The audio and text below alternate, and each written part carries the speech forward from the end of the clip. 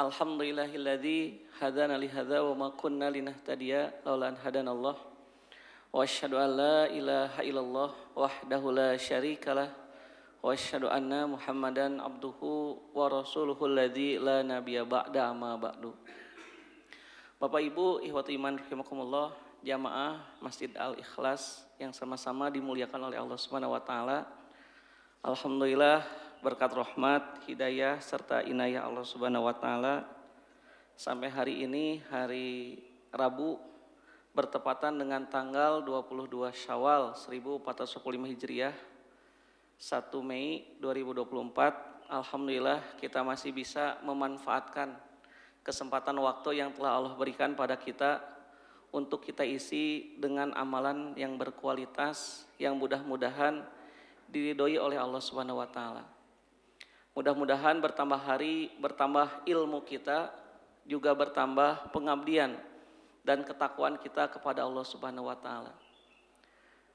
Bapak Ibu rahimakumullah, ada doa dari Rasulullah SAW kepada umatnya yang walaupun beliau sudah lama meninggalkan kita, tetapi doanya ini tetap masih sampai kepada kita. Jadi Rasulullah SAW dalam hadis riwayat Imam Ahmad, beliau berdoa kepada Allah khusus untuk umatnya. Allahumma ya Allah barik, mudah-mudahan engkau memberikan keberkahan. Keberkahan itu artinya kebaikan yang terus menerus, yang ujungnya adalah husnul khotimah. Kepada siapa? Rasulullah secara khusus, li ummati, berikanlah keberkahan kepada umatku. Umatku yang mana? Nah, di ujung doanya Nabi secara spesifik menyebut fi bukuriha. Jadi kalau dalam bahasa Arab itu ada waktu namanya waktu bukur. Ada fajar, Pak, ada subuh, ada bukur. Fi bukuriha itu artinya awal subuh. Maksudnya umat Nabi yang senantiasa menghidupkan, memakmurkan waktu subuh dengan sholat subuh berjamaah, berzikir, berdoa, beristighfar, bahkan tadabbur Al-Quran. Inilah umat yang akan mendapatkan bagian dari doa Rasulullah SAW. Jadi mudah-mudahan kita senantiasa setiap subuh, setiap hari menjadi umat yang mendapatkan doa Rasulullah SAW ini. Allahumma ya Allah barik, mudah-mudahan engkau memberikan keberkahan li ummati, kepada umatku, fi bukuriha, umatku yang senantiasa memakmurkan waktu subuh dengan sholat subuh berjamaah di masjid.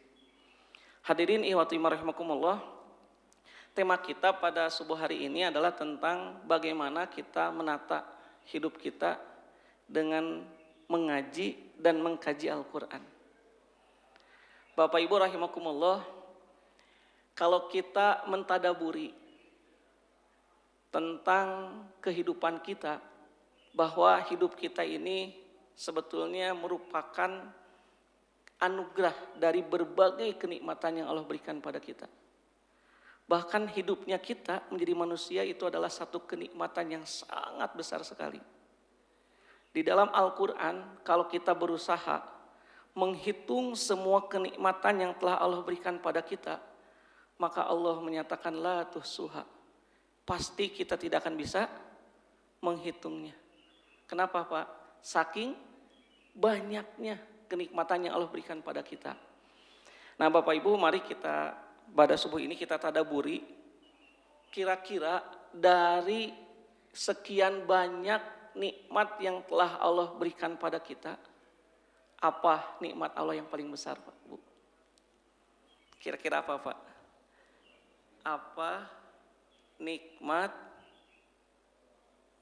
yang terbesar ya?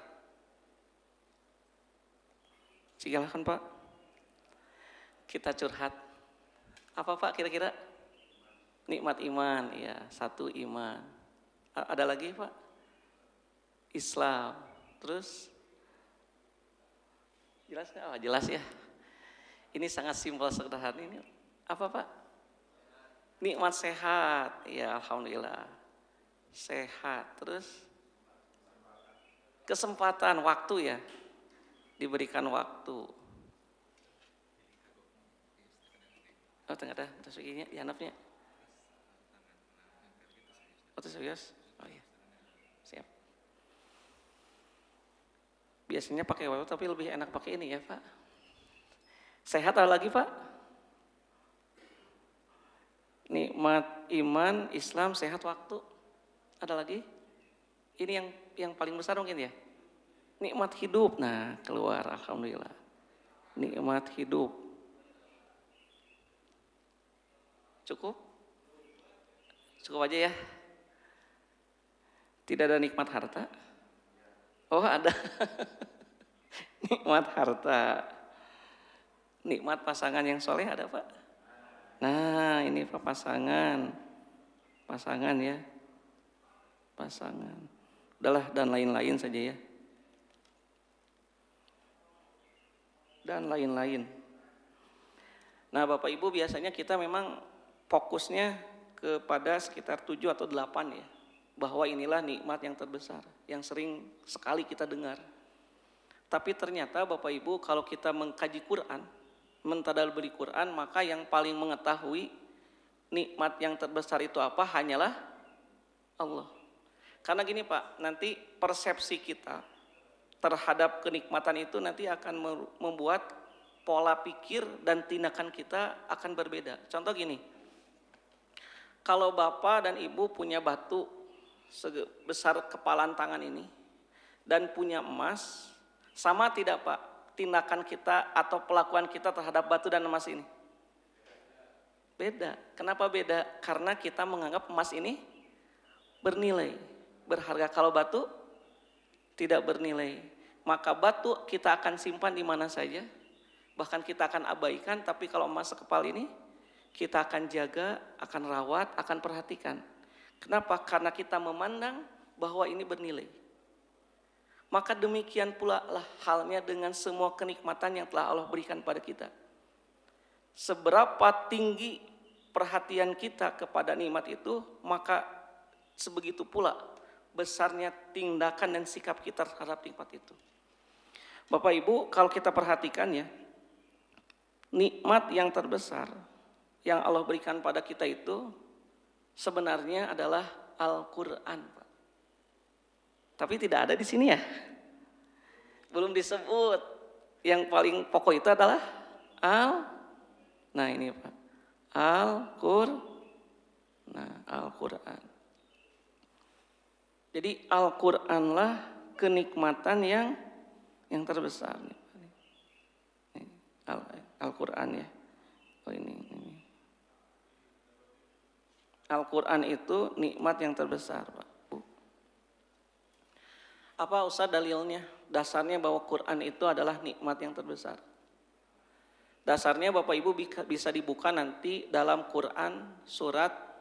Nah di dalam Quran itu ada namanya Pak, surat pengantin Al-Quran. Jadi setiap surat dalam Quran itu namanya punya banyak. Seperti misalkan surat Yasin, itu namanya selain Yasin namanya Qalbul Quran, jantungnya Al-Quran. Bapak Ibu ada di dalam Quran itu surat yang namanya Arusyul Quran, pengantin Al-Quran. Kira-kira surat apa Pak? Surat yang namanya pengantin Quran. Kalau Bapak dan Ibu mendengar kata pengantin, yang tergambar, terbayang, terasa sesuatu yang nikmat atau sesuatu yang mengerikan? Nah nikmat ya Pak ya. Pengantin, wah itu nikmat Pak. Ada terbayang itu terasa kenikmatan, keindahan. Kenapa pengantin? Nah sekarang Allah memberi nama surat ini dengan sebutan Arusyul Quran, pengantinnya Quran. Bapak Ibu pernah mendengar apa kira-kira surat yang namanya pengantin Quran? Apa Pak? Al-Baqarah? Bukan. Itu mah mahkota Quran, senamul Quran. Ada lagi? Nggak apa-apa Pak, kemungkinannya 114 kali. Tinggal disebut satu-satu. Ada Pak? Masya Allah, ahsantum jamil, betul ya. Pak Devi baru. Oh Pak Kurnia Ar-Rahman tuh Pak. Jadi dalam Quran ada namanya surat apa? Nih, Pak, Ar-Rahman. Ar-Rahman itu disebutnya Arusul Quran. Surat pengantinnya Al-Quran. Ar-Rahman. Ar-Rahman. Nama lain Ar-Rahman itu Bapak Ibu namanya adalah Arusul Quran. Arusul Quran. Nah, arus itu artinya pengantin Quran. Kenapa Ar-Rahman disebut Arusul Quran? Karena Ar-Rahman itu satu-satunya surat yang menyebutkan, menjelaskan secara detail semua kenikmatan Allah dari A sampai Z, Pak. Makanya Bapak Ibu kalau kita baca Ar-Rahman ya, sampai kurang lebih 31 kali Allah mengulang ayat fabi ayyi alai rabbikuma tukadziban. Maka terhadap nikmat mana lagi kah yang akan kau dustakan? Ini berarti bahwa surat Ar-Rahman yang diawali dengan kata Ar-Rahman itu menjelaskan dari awal sampai akhir tentang semua kenikmatan Allah yang Allah berikan kepada manusia, baik dunia ataupun nanti di akhirat. Makanya di dalam surah Ar-Rahman itu Allah gambarkan langit, bumi kan, termasuk lautan, marjal bahraini yaltaqiyan bainahuma barzakhul la yabghiyan, bahkan ke bawahnya ada surga, ada neraka, ada bidadari dan lain sebagainya. Allah gambarkan sampai 31 kali kurang lebih. Allah mengulang fabi ayyi ala'i rabbikuma tukadziban. Kalau Bapak Ibu perhatikannya, ayat pertama surat Ar-Rahman itu dengan kata apa ini? Ar-Rahman. Terus ayat keduanya apa? Alamal Quran. Ayat kedua. Baru ayat ketiganya Allah menyatakan khalaqal insan. Ini ayat yang ketiga. Bapak Ibu kita perhatikan ya, para ulama sampai mentadaburi kenapa yang disebut pertama kali adalah Al-Quran. Ar-Rahman, Allah yang maha pengasih. Allamal Quran, Allah lah yang mengajarkan apa ini? Al-Quran. Baru setelah itu khalaqal insan, Allah lah yang menciptakan manusia. Ini Pak. Berarti ini Al-Quran itu urutan keberapa? Pertama baru manusia. Ar-Rahman, Allah yang maha pengasih. Yang disebutkannya itu Allamal Quran, Allah lah yang menciptakan manusia. Setelahnya khalaqal insan, Allah lah yang menciptakan manusia. Baru nanti semua kenikmatan yang lain. Nah Bapak Ibu, pertanyaannya begini ya, kalau kita kaji secara ilmu bahasa Arab, ini Pak, jadi karena anak kan spesialisnya di bahasa Arab, Pak, S1, S2, S3-nya bahasa Arab, maka kajian Qur'annya itu senangnya itu dengan mengkaji dari segi bahasa. Bapak Ibu, di dalam ilmu bahasa ada yang disebut dengan jabatan kalimat. Dalam bahasa kita ya, jabatan kalimat itu kan ada 3 ya. Apa Pak? S, P, O, K kan gitu ya. Subjek, predikat, objek dan keterangan. Contoh misalkan kalau ada kalimat Pak, Ahmad membaca apa Pak? Al-Quran di mana? Nah, di masjid.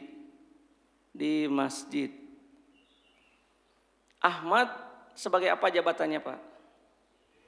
Subjek, alhamdulillah. Membaca predikat, Quran objek, di masjid keterangan, gitu ya.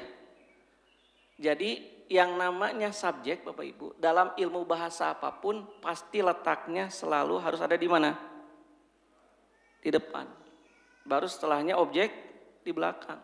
Harusnya begitu. Ahmad membaca Quran, seharusnya Ahmad dulu. Karena dia posisinya sebagai subjek. Jadi Pak, secara ilmu bahasa, subjek atau pelaku itu harus ada di awal. Dan objek yang dikenai pekerjaan harus ada di mana posisinya? Di akhir. Setelah subjek. Ibu memasak ikan, kan gak mungkin ikan memasak ibu. Bisa gak Pak kalimatnya? Gak bisa, karena ibu sebagai subjek harus di mana diletakkannya? Di awal. Kalau objek harus di akhir setelah subjek. Nah Bapak Ibu, kalau kita analisis ya surat Ar-Rahman ini, Quran itu posisinya sebagai subjek, sebagai objek. Yang membaca Quran siapa? Manusia. Yang mengamalkan Quran? Manusia. Yang menyebarkan Quran? Manusia. Berarti posisi manusia sebagai apa jabatannya? Nah, alhamdulillah. Sebagai subjek ya. Bapak Ibu nggak apa-apa ya, ini kita seperti kuliah S3 ya, doktor. Berarti manusia posisinya subjek. Quran sebagai apa jabatannya Pak? Objek, jelas Pak. Bapak Ibu, secara aturan bahasa, termasuk bahasa Arab, seharusnya ayat kedua itu bukan alamal Quran. Tapi harusnya apa? Khalaqal insan. Jadi harusnya ini, Ar-Rahman yang maha pengasih. Khalaqal insan. Allah lah yang telah menciptakan manusia, baru alamal Quran, Allah lah yang mengajarkan Al-Quran. Nah harusnya itu Pak. Nah pertanyaannya, Bapak Ibu mau ikut siapa?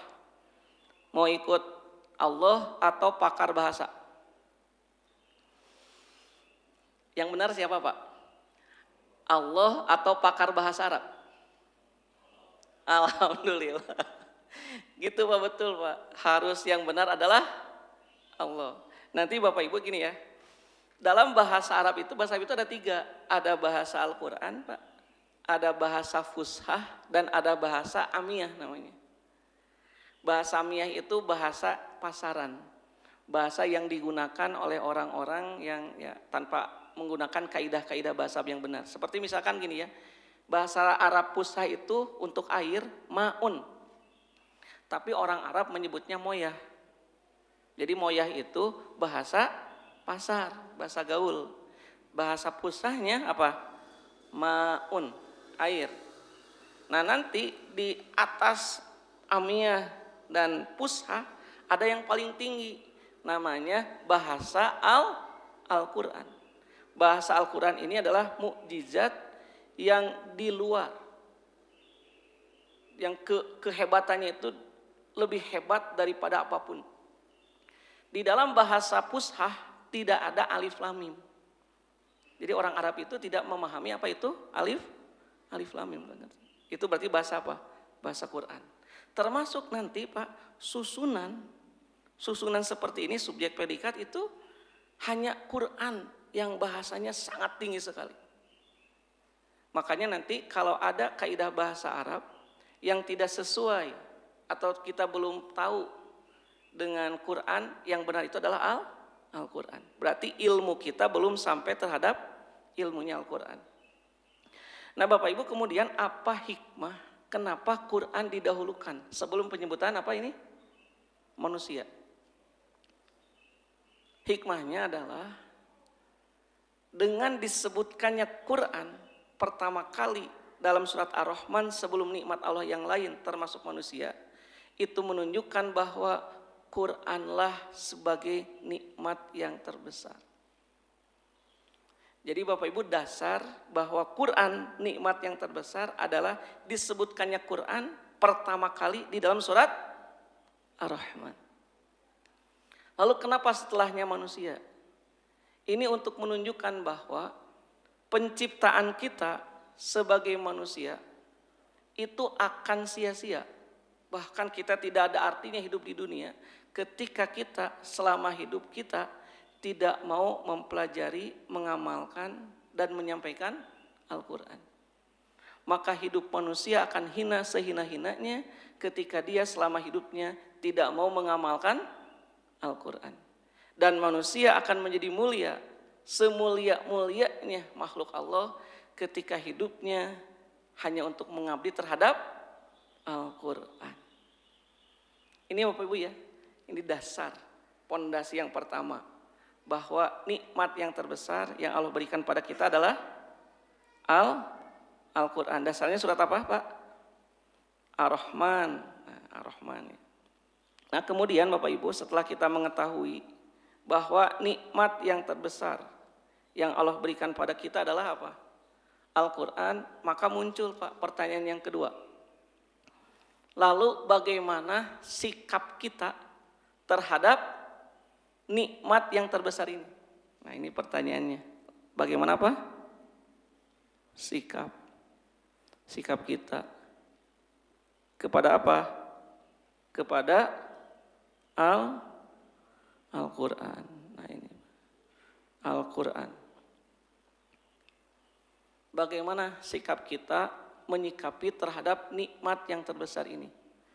Maka Allah memberikan panduan dengan jelas. Maka nanti Bapak Ibu bisa dibuka Quran surat Shad ya. Quran surat apa, Pak? Shad ayat ke-29. Di situ Allah kemudian menjelaskan bagaimana sikap dan tindakan kita terhadap nikmat yang begitu besar ini. Makanya di dalam Al-Quran Allah berfirman, Kitabun, ini surat Shad Bapak Ibu ya. Kitabun, itulah Alkitab, maksudnya Al-Quran. Anzalna,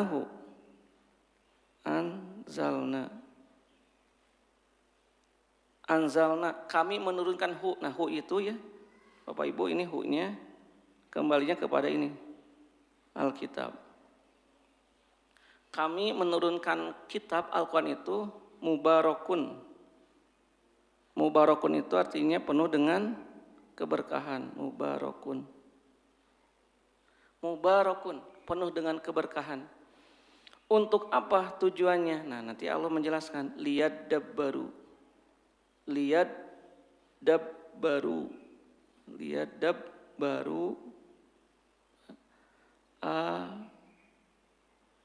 ayatihi. Nah, itu ya. Kitabun, itulah Alkitab, maksudnya Al-Quran. Jadi Bapak Ibu gini, nanti nama Quran itu yang pokok itu ada 4. Quran itu nama yang pokoknya ada berapa? 4. Ada Al-Quran, ada Al-Kitab, ada Az-Zikru, dan ada Al-Furqan. Nah, setiap nama-nama Quran ini, yang 4 ini, dia punya makna dan maksud tertentu. Kenapa Quran disebut Quran? Dari kata qara'a. Artinya apa? Maksudnya Quran itu bacaannya juga mengandung mukjizat. Maka tidak ada bacaan yang sangat luar biasa yang bisa menyentuh hati kita, bisa menyentuh ruhani kita. Bahkan kalau dalam surat Ar-Ra'd ayat 31, kalau Quran dibacakan, gunung bisa menjadi hancur. Bumi yang begitu besar bisa menjadi terbelah. Bahkan orang yang meninggal ingin hidup karena ingin membaca Quran. Bapak Ibu, ada nggak bacaan selain Quran yang bisa seperti itu? Kalau Bapak membacakan sesuatu, gunung bisa hancur, ada nggak? Quran mah sampai gunung saja bisa hancur, Pak. Saking dahsyatnya. Saking siapapun yang mendengar bacaan Quran, hatinya akan tersentuh. Itu bacaan Quran. Sampai di zaman Nabi ya, ada 3 pemuka Quraisy yang kalau Nabi malam hari membaca Quran, yang 3 tokoh Quraisy ini selalu menyelinap apa ya istilahnya teh, menguping ya. Kalau pelan-pelan teh namanya pami bahasa Sunda mah ngintip, itu teh namanya pami bahasa Indonesia yang ngintip lah ya. Di siang hari yang 3 pemuka Quraisy ini menghina Nabi, mencaci Nabi, tapi di malam hari mereka sengaja mendengarkan. Kira-kira siapa saja, Pak?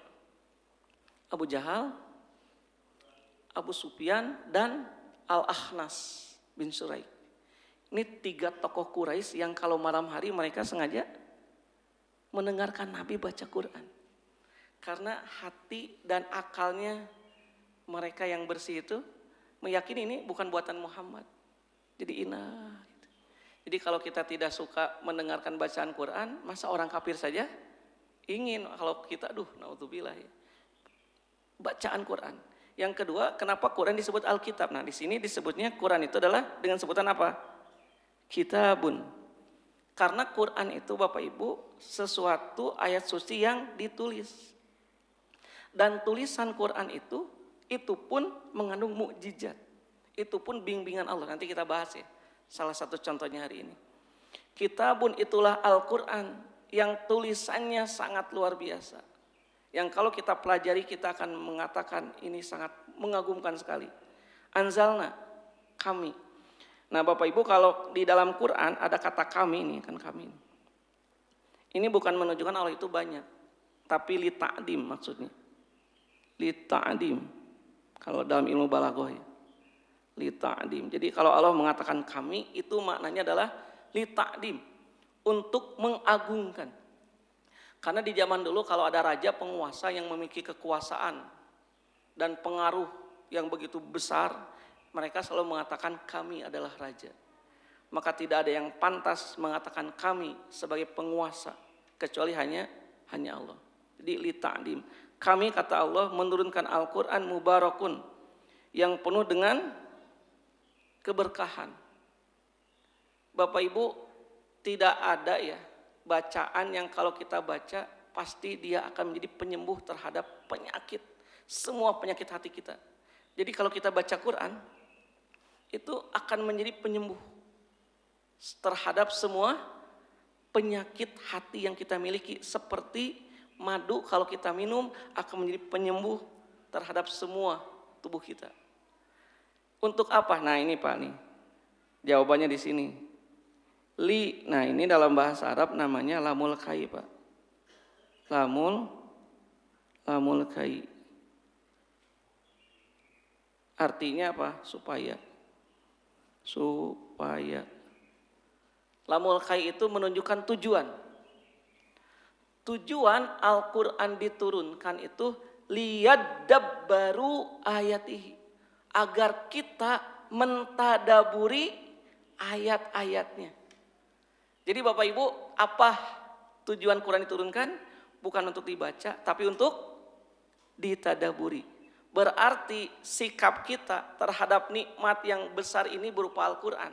Yang Quran itu oleh Allah disebut hudan linnas, hudan lil muttaqin. Bagaimana sikapnya? Mentadaburi. Nah ini Pak kata kunci. Jadi Quran itu harus ditadaburi. Nah ini Pak nih. Ditadaburi. Tadabur itu berbeda dengan membaca. Mentadaburi itu beda dengan membaca. Profesor Dr. Khalid Lahim dalam kitabnya Mafatih Tadabur Mafatihil Quran halaman 22. Beliau mengatakan bahwa yang disebut dengan tadabur itu mesti dua. Mesti mengandung dua hal, yaitu tadabur ilmi dan tadabur amal gitu. Tadabur ilmi dan tadabur apa? Amal. Jadi yang disebut tadabur itu mesti dua. Tadabur ilmu dan tadabur amal. Paham, dengan pahamnya ini sampai bisa melahirkan amal soleh. Nah itu namanya tadabur. Contoh gini ya Pak. Pak kalau zaman dulu ya, kita sampai jam 6 kurang mungkin ya. Zaman dulu tahun 60-70 saya punya cerita nih Pak. Orang tua kita dulu mungkin kan zaman sebelum itu yang namanya buta huruf itu masih banyak ya.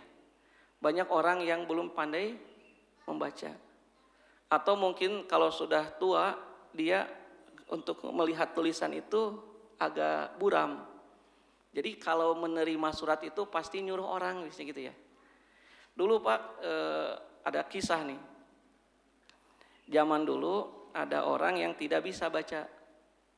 Nah, dia punya anak, anaknya itu sekolah, misalkan dia orang Bandung, anaknya sekolah di Jawa Timur.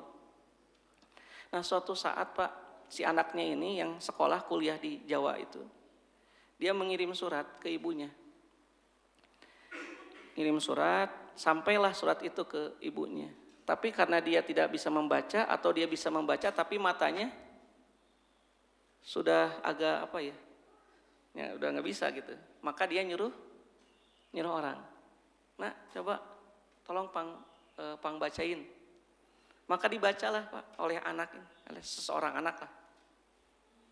Isi suratnya itu, ibuku yang tercinta, saya sekarang kehabisan bekal, bahkan ditipu. Sudah di sini tidak punya uang, bahkan dikeluarkan dari kosan, sampai makan pun susah, sulit. Terus cerita tentang kesedihan-kesedihan. Sampai si ibunya, bapak ibu, kira-kira ketika mendengar surat itu dibacakan, dia mengeluarkan air mata tidak Pak? Keluar Pak, nangis. Kalau saya punya uang sekarang saya akan jemput anak saya. Atau saya transfer. Sampai nangis. Yang bacanya nangis enggak Pak? Pak, yang bacanya, yang minta tolong dibacain nangis enggak? Biasa aja dia baca. Udah ya Bu ya, main lagi si anaknya.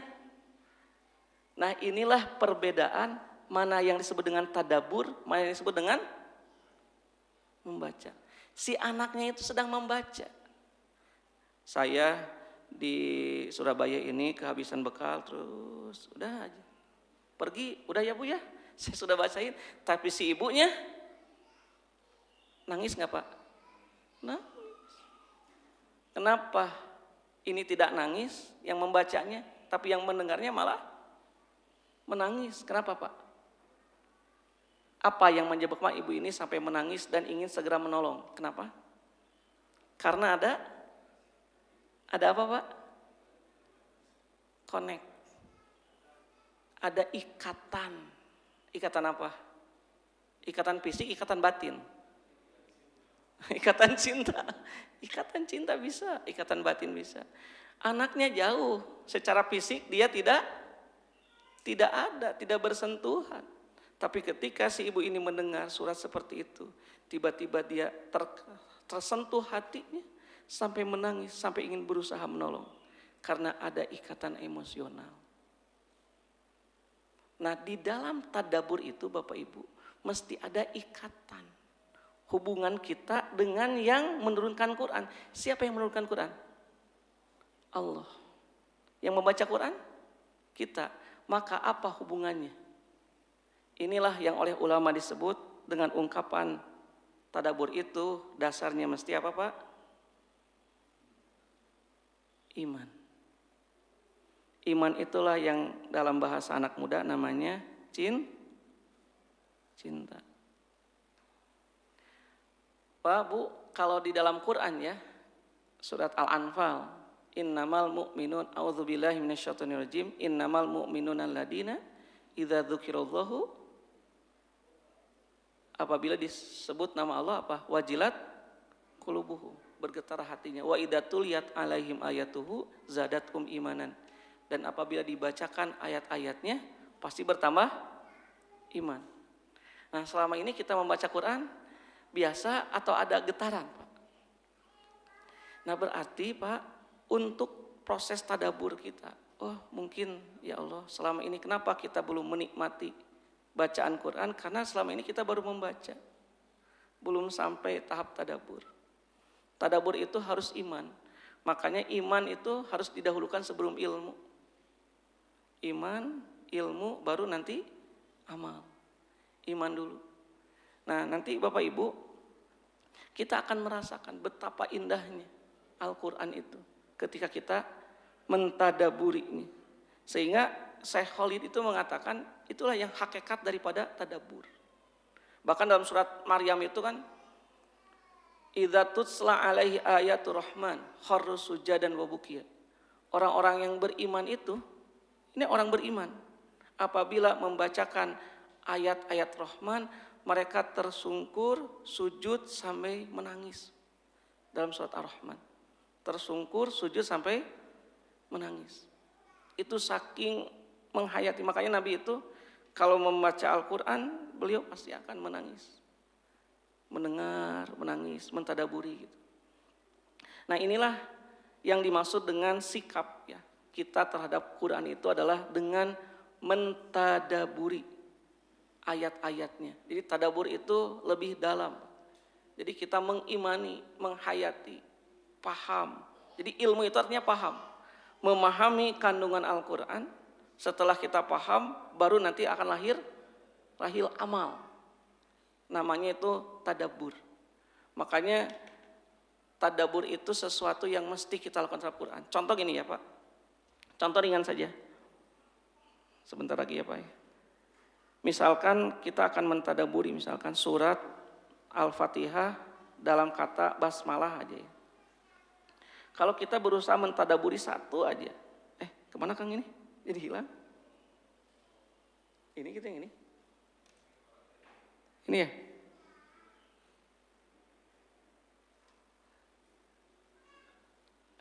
Yang mana ini? Tersentuh. Oh yang itu.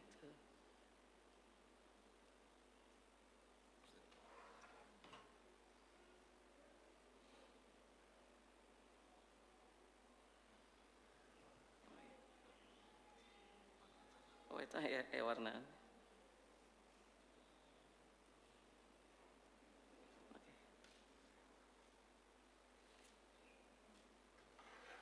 Bapak Ibu misalkan gini ya contoh ya. Ini contoh proses tadabbur nih. Nah, ini. Surat Al-Fatihah.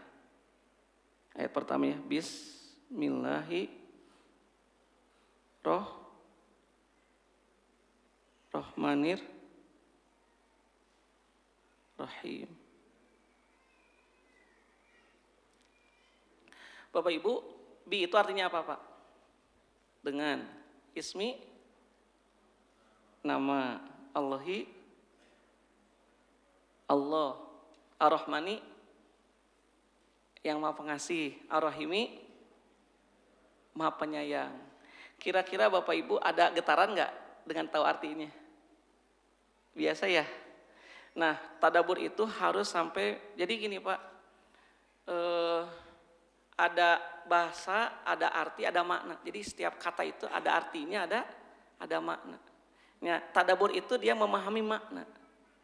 Seperti ginilah dalam bahasa Sunda, kata jatuh itu ya Pak, itu ungkapannya bisa banyak.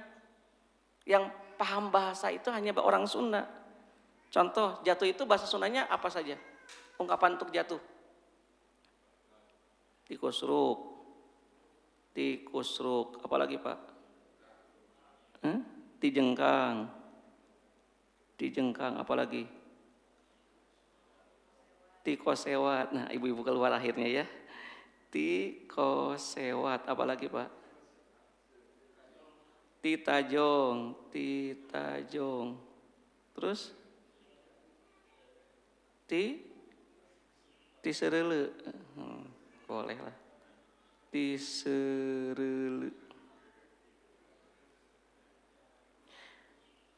Pak, kalau orang Sunda, misalnya ini, Bapak si ibu tikusruk, ngerti nggak Pak? Ini orang Sunda nih, ngerti nggak? Ngerti. Berarti jatuhnya kemana? Ke depan. Nggak mungkin. Itu punggungnya gimana? Nggak mungkin.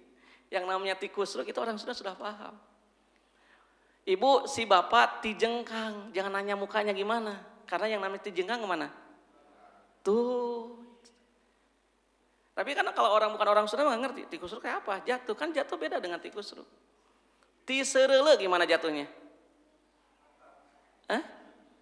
Tiserele itu jatuh tapi menginjak yang licin. Titajong. Nah titajong itu jatuh. Bisa jatuh, bisa enggak, tapi menendang yang keras. Tiserele yang licin juga ya. Nah itu orang Sunda. Makanya apa nanti bahasa itu yang paling bagus itu adalah kamus Arab dengan bahasa Arab. Sunda dengan bahasa Sunda. Indonesia dengan bahasa Indonesia itu yang paling bagus. Kan karena tikusruk kalau diartikan jatuh sama enggak jatuh dengan tikusruk? Maknanya tuh gitu Pak maksudnya. Jadi nanti Bapak Ibu memahami bahasa itu harus tanya saja orang Arab seperti gini ya. Dalam bahasa Arab itu ada istilah qo'ada Pak. Qo'ada duduk. Jalasa juga duduk. Kalau orang Arab dengan kata qo'ada dia sudah paham. Qo'atu saya duduk. Caranya gimana? Bagaimana keadaannya sudah tahu. Jalastu saya duduk. Kalau kita ngerti nggak Pak? Enggak. Ternyata Pak, jalasa duduk, kok ada duduk ya. Bedanya kalau kok ada asalnya kita berdiri, duduk. Nah itu bahasa Arabnya apa? Kok ada. Kalau jalasa asalnya kita tidur atau berbaring, dari berbaring duduk, bahasa Arabnya apa? Jalasa. Nah sekarang kita masuk ke sini Pak, tadabur ya. Tadabur itu kepada makna. Ini Pak, bismillah, kalau kita tadaburi ya, itu dari kata ismun. Dari kata apa Pak? Nah ismun. Ismun itu artinya apa? Nama. Bapak Ibu perhatikan ya. Bismillahirrahmanirrahim itu terulang dalam Quran sebanyak berapa kali? 114 kali. Kata ismunnya ada hamzah enggak Pak? Pak, bismillah ada hamzah enggak? Ada enggak? Tidak ada. Betul ya? Ada enggak? Enggak ada ya? Jadi Bapak Ibu kalau melihat penulisan bismillah, tadi kan kitab Al-Quran itu kitab, jadi salah satu di antara kemuliaannya adalah tadaburi dari segi tulisan. Tidak ada Pak, hamzahnya enggak ada. Tapi kalau Bapak Ibu membaca surat Al-Alaq, Iqra misalkan ya, di sini nih. Iqra bismi rabbika. Ada hamzahnya enggak Pak? Nah, ada ini. Ini ada enggak? Enggak ada. Nah, pertanyaannya, kenapa dalam tulisan basmalah tidak ada hamzah gitu Pak? Tadabur teh. Mau dibahas sekarang sebentar atau nanti tahun depan? Sekarang aja ya Pak ya. Sebentar lagi lah, 5 menit lagi. Pak, kenapa dalam penulisan bismillah, padahal kita kan apapun pekerjaan dimulai dengan apa? Bismillah. Awalilah setiap pekerjaan dengan bismillah. Kita mau minum bismillah, makan bismillah. Keluar rumah bismillahi tawakkaltu Allah. Menyembelih bismillah. Lempar jumlah bismillahi Allahu akbar. Bahkan hubungan suami istri dengan apa? Bismillah. Keberkahan itu diawali dengan bismillah, tapi penulisan bismillah tidak ada hamzahnya. Tapi kenapa dalam Quran ada bismillah yang pakai hamzah? Pak, saya membaca ada disertasi ya. Ini disertasi itu berarti S3. Hanya khusus meneliti tentang hamzah. Kenapa ini tidak ada, kenapa ini ada? Itu penelitiannya selama 1 tahun Pak. Jadi dia menulis disertasi Al-Hamzatu fil Quran. Hamzah di dalam Al-Quran. Dapat tuh doktor dalam bidang Al-Quran hanya meneliti satu huruf, penelitiannya selama 1 tahun. Nah insya Allah hari ini saya akan sampaikan kesimpulannya 5 menit. Jadi penelitian 1 tahun, kesimpulannya 5 menit. Ya udahlah Pak, gak apa-apa ya. Kesimpulannya yang penting. Ini luar biasa ini Dr. Khalid ini, beliau dalam kitab Mafatih Tadabbur Quran, beliau sengaja tuh mengkaji tentang kenapa dalam tulisan bismillah yang terulang 114 kali. Masa 114 kali tidak ada hamzah? Pak gini ya, dalam bahasa Arab Anda sedikit aja disampaikan, hamzah wasol itu tidak boleh dihilangkan. Dia tidak dibaca, tapi dalam tulisan hamzah wasol nggak boleh hilang. Makanya ini Iqra bismi rabbika nggak dibaca, tapi di dalam tulisan mesti ada. Itu kaidah hamzah wasol. Tapi pertanyaannya ya ini yang menjadi penelitian. Kenapa hamzah wasol yang ada dalam bismillah hamzahnya dihilangkan? Pertanyaannya Pak, ini kehendak Nabi Muhammad atau kehendak Allah? Tuh, gitu Pak, Quran teh. Makanya Quran itu bacaannya unik, tulisannya unik. Semakin kita mendalami Quran, waduh, semakin bahagia, semakin kaya gitu. Gini Pak ya, kita bahas aja ya, kan ini mau jam 6, 4 menit lagi. Nah kalau kata ismun, kedepannya lafadz Allah. Dan kalau ini kan ismun, kedepannya lafadz apa ini? Rob, berbeda. Setiap ada lafadz ismun, kalau di depannya adalah Allah, Itu maknanya adalah kalau kita ingat pada Allah harus cepat, tidak boleh loading. Harus apa Pak, Bu? Cepat. Ketika kita menyebut Allah, Bismillah, dengan nama Allah, sebut Allah. Kita ingat pada Allah, kita meminta pertolongan pada Allah. Kita meminta bantuan untuk menyelesaikan semua urusan kita di depan ini. Langsung Allah, itu harus cepat. Jadi rasa sadar ketika disebut Allah itu harus cepat. Untuk menunjukkan kecepatan itu, maka Allah hilangkan apanya? Hamzahnya. Saking harus cepatnya tingkat kesadaran kita tentang keberadaan Allah ini, maka Allah hilangkan hamzahnya. Bismillah. Pak, kalau kita punya televisi atau komputer di rumah, ketika Bapak mau nyetel televisi, tiba-tiba antenanya masalah, kira-kira ada gambarnya nggak Pak? Enggak. Tapi kalau antenanya bagus, ketika dipijit itu power, langsung ada gambarnya nggak? Nah itu. Demikian pula lah kita, ketika kita mengatakan Bismillah, apalagi dalam surah Al-Fatihah ketika akan sholat, itu harus langsung apapun yang terkait dengan urusan selain Allah harus kita lupakan. Yang harus ada dalam hati, pikiran dan rasa ini tentang kebesaran Allah. Bismillah.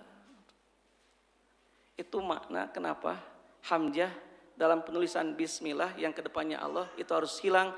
Karena kalau kita ingat pada Allah harus cepat, tidak boleh lambat, harus cepat. Bismillah itu harus ingat Allah. Apa yang harus kita rasakan semua? Anta budallah ka'annaka tarahu. Engkau beribadah kepada Allah seolah-olah engkau melihatnya. Fa in lam takun tarahu fa innahu yaraka. Tapi kalau engkau tidak melihat Allah, yakini dalam dirimu bahwa Allah Maha melihat apapun yang kita lakukan. Sehingga ketika kita melakukan amal apapun yang dimulai dengan basmalah, maka kita akan melakukannya dengan penuh kehusuan. Itu Pak. Ustaz, lalu kenapa dalam kalimat Bismillahirrahmanirrahim ada hamzahnya? Karena kedepannya Rob. Rob itu artinya yang mencipta. Rabbul alamin, yang memelihara. Kalau kita ingin mentadaburi, nah ini beda Pak. Mentadaburi, memikirkan tentang kebesaran Allah dalam ciptaannya, ini butuh waktu. Karena butuh waktu, maka di situ ada apa? Hamzah. Contoh misalkan kalau ada cicak ya, di dinding diam-diam merayap, datang seekor nyamuk, hap lalu ditangkap. Pertanyaan gini Pak ya, ini cicak rizkinya apa? Rizkinya cicak apa? Makanannya cicak atau nyamuk? Kan ini kan butuh waktu. Cicak itu tidak bisa terbang, nyamuk bisa terbang. Kan si nyamuk Pak bahasa Jermannya bisa ngalelewe. Ini cicak, ini nyamuk. Cicak, sini makan aku. Nggak bisa. Dia kan bisa menjauh, dia terbang. Tapi ternyata Pak, Allah itu maha berkuasa. Cicak, makanannya nyamuk. Ini butuh waktu nggak Pak? Nah butuh waktu, Masya Allah, Allah maha besar ya. Seperti Bapak memikirkan ini rambut kita, ini tumbuh terus, ini rambut yang di kepala. Tapi kenapa rambut yang di alis dan di hidung tidak tumbuh?